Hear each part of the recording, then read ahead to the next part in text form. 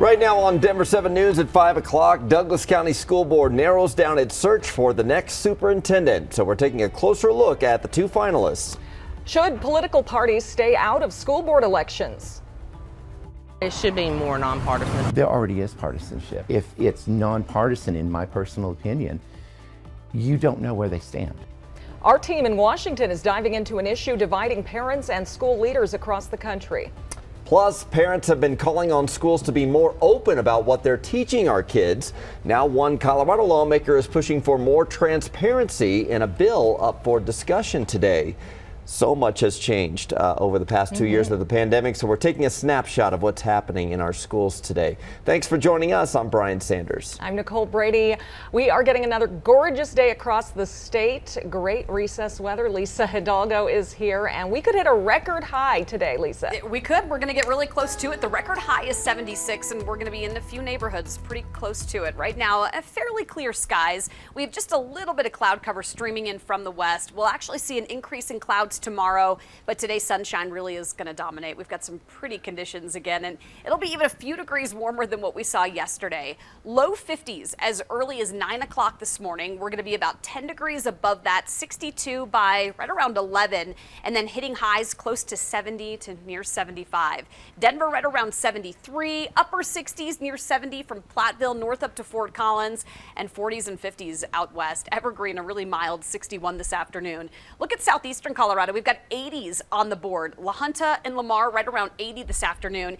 Yesterday, Jason, we hit 70. It was our first 70 in months, and the first 70 of the year, which was really nice. Yeah, it's really nice outside right now even. We have some overnight construction that was still lingering out to the west side of town, but I just watched them pick up all the cones and moved out of the way. And so as you take a look at I-70 out here by 32nd, you're looking at some of the off-of-the-road construction, but the highways are all open now for us out there to the west side of town, which is really good news. I'm not seeing any travel time delays out there. Same thing happening down through the Denver Tech Center. That's wide open. Same thing up to the north side of town. Had some overnight construction here and there, but for the most part, it's a really nice, smooth drive anywhere you want to go. Thank you, Jason. Douglas County is getting closer to naming its new superintendent. The school board has narrowed down the search to 2 people now. After what started as a contentious process, the announcement comes a month after the board voted to fire former Superintendent Corey Wise. This morning, we're taking a 360 look at education matters in Colorado impacting our kids. Our team in Washington is breaking down how a push to make school board elections more partisan and how that could impact your child's schools. And we're breaking down a bill in our legislature that would require schools to be more transparent about what exactly your kids are learning. Denver 7's Colette Bordelon kicks off our coverage this morning from Douglas County. Colette, the school board so far has kept its promise to fast track its superintendent search. Yeah, that's right. The search for a new superintendent technically started in mid-February, so it's only taken the board a little more than 2 weeks to name their finalists for that superintendent position. One of those finalists, Erin Kane. She's going to be interviewed at noon today during a public meeting. Her name's been floated as the favorite. She's the executive director of schools for American Academy, a charter system. Kane served as interim superintendent for Douglas County from 2016 to 2018. Now, the other candidate being interviewed today is Danny Windsor, the executive director for the Parker region of Douglas County Schools, which he's been since the summer of 2020. Before that, he was with the district for over a dozen years. There was a motion to move Windsor forward as the only finalist by the school board, but that was defeated. Next Tuesday's board meeting will be the chance for public comment on the finalists with an interview panel quizzing them on March 10th. The last public comment session before hiring the next superintendent is set for March 22nd. Now, as for Corey Wise, who was fired from that superintendent position after holding it for a little less than a year, he's taken a new job with Jeffco Schools. His attorneys did file an open records request in mid-February requesting any communications surrounding his firing. Live this morning, Colette Bordelon, Denver 7. Thank you, Colette. Well, debates over masks, vaccines, and remote learning have pushed local school boards to become much more political than they used to be here in Colorado. All school board candidates run under a nonpartisan title, but you can typically tell where they lean on the political spectrum. We saw it during last year's Dougco school board election, where more conservative candidates formed a group calling themselves Kids First, while others campaigned under the slogan Community Matters.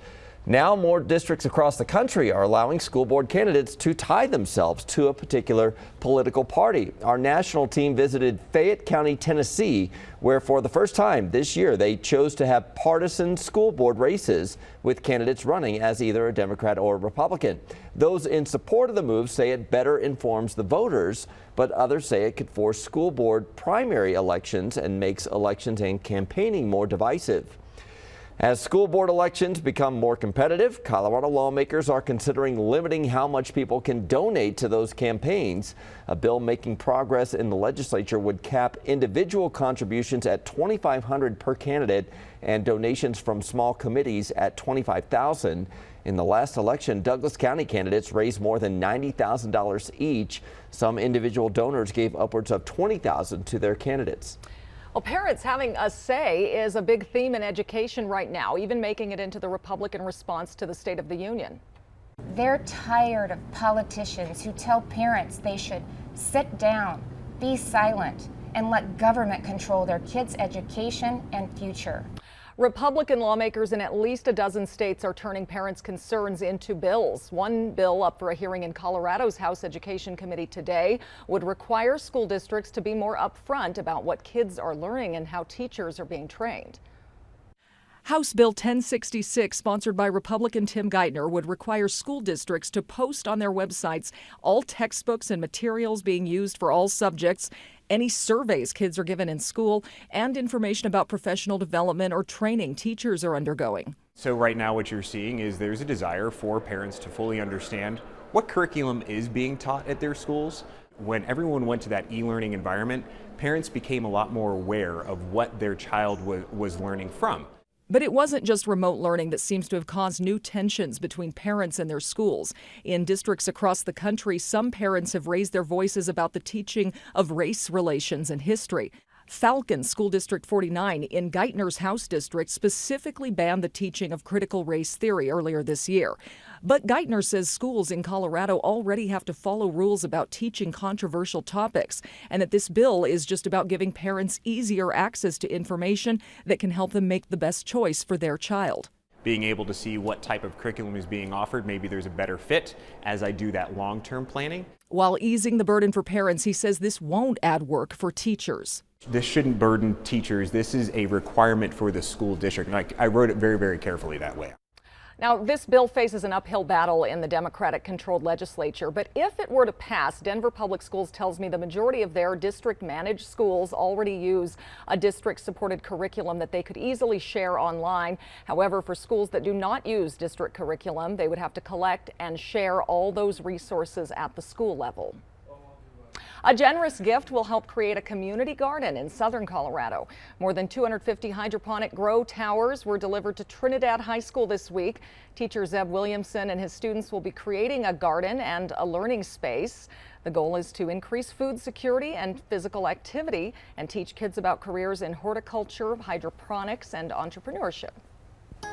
It is now just about 5:10. Good Thursday morning to you. We're almost to the weekend, and there are some big changes in store this weekend. But today, another beautiful wake-up forecast. We're going to be in the upper 60s by lunch, by noon, which means 40s and 50s this morning, and then highs about 5 to even 7 degrees above that. Low to even mid-70s this afternoon. So much colder by Sunday. I'll show you that on the Super 7 Day coming up. I was just checking out the drive over in Green Valley Ranch in Montbello, over here to the east side of town. Not seeing any problems across I-70. Looks fine for us on the highways and off the highways through Chambers and Tower Road. No issues for us on 56th Avenue right now. The drive to or from the airport also looks pretty good. Take a look at those other travel times in just a minute. Colorado's Attorney General says time's up for TikTok, the multi-state investigation he's joining in hopes of protecting our kids on the app. Also integrating home technology in the most unexpected way. One push of a button or one cue, and the room changes. Yep. I'll introduce you to the company raising the standard for smart living. Also, before we head to break, here are some great photos from across Colorado. You can play this live Zen stream on your TV anytime on the free Denver 7 Plus app for Roku, Amazon Fire, Apple TV, or Android.